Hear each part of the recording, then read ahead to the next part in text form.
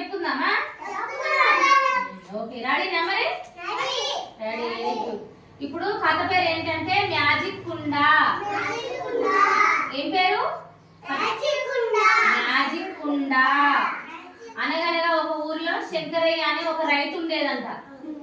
ఆ రైతు కంట ఆ పొలం దుంతాడంట. తెలుసా మీకు? పొలం అంటే బావి దగ్గరికి పోయి నాన్న వాళ్ళు పొలం దుంతారు కదా నాన్న, అట్లా పొలం దుంతుంటాడంట. ఆ పొలంలో ఒకటి తగులుతుందంట దున్నుతుంటే. అరే ఏంటి ఏమో తగిలిందని ఆయన నాగలి పక్కకు పెట్టి, పొలం నుండి నాగలి పక్కకు పెట్టి చూసేసరికి అలా పెద్ద మ్యాజిక్ కుండ ఉండదంట.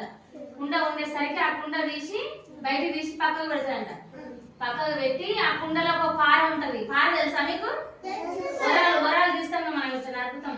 ఆ పార తీసి ఆ కుండలో పెట్టి ఆ శంకరయ్య అనేది కాసేపు పడుకుంటాడట. కాసేపు పడుకున్న తర్వాత మళ్ళీ లేచి ఆ మ్యాజిక్ కుండ దగ్గరికి వెళ్ళి ఆ పార చూసేసరికి ఇన్ని పారలు అవుతాయంట. ఒక్క పార వేస్తే 10 పారలు అవుతాయంట అందులో. మరి ఎందుకైతే అది మ్యాజిక్ అనమాట. కుండనే మ్యాజిక్ కుండ కాబట్టి 10 పారలు అవుతాయంట. అయ్యేసరికి ఆయన మస్తు సంతోషిస్తాడు రైతు. శంకరయ్య అనే రైతు సంతోషించి, అబ్బాయి బాగుంది, ఇది మ్యాజిక్ కుండ ఎంత బాగుంది, ఇటు మ్యాజిక్ కుండలో ఒక్క పారేస్తే చాలా పారలు అయినాయి కాబట్టి మస్తు సంతోషపడతాడంట. ఇప్పుడు పారనే కాదు, ఏ వస్తువు వేసినా కానీ ఒక్కటేస్తే కుండ నిండా అయితే అంట వస్తువులు. అట్లా అయ్యి అన్ని ప్రతి ఒక్క వస్తువులు వేసి చాలా అయిన తర్వాత శంకరయ్య అంట బాజార్లో పెట్టి సంతకు పోయి అమ్ముకొస్తాడంట. అట్లా అమ్ముకొచ్చి ఆయన ధనవంతుడు అవుతాడ. ధనవంతుడు అంటే పెద్ద డబ్బున్నోడు అవుతాడంట. పెద్ద ఇల్లు కట్టి మంచి ధనవంతుడు అయ్యేసరికి ఊరు మొత్తం ఏమనుకుంటారు, అరే శంకరయ్య ఒక రైతు కుటుంబమే కదా, ఎంత ధనవంతుడు అయిండు, అసలు ఎక్కడి నుంచి అయిండు అనేది ఊర్లో మొత్తం అనుకుంటారంట. అనుకునేసరికి ఈ కుండ వల్లనే, ఒక మ్యాజిక్ కుండ వల్ల ఆయన ఇట్లా ధనవంతుడు అయిందని అనుకునేసరికి ఒక రాజు, ఊర్లో రాజు ఉంటాడంట.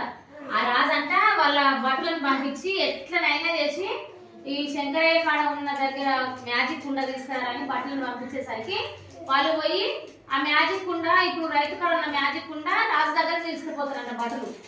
తీసుకుపోయేసరికి రాజు కూడా ఆ మ్యాజిక్ కుండను తీసుకుపోయి ఒక పక్కకు పెట్టి ఆ మ్యాజిక్ కుండలో రాజు ఒక పండు వేస్తాడంట.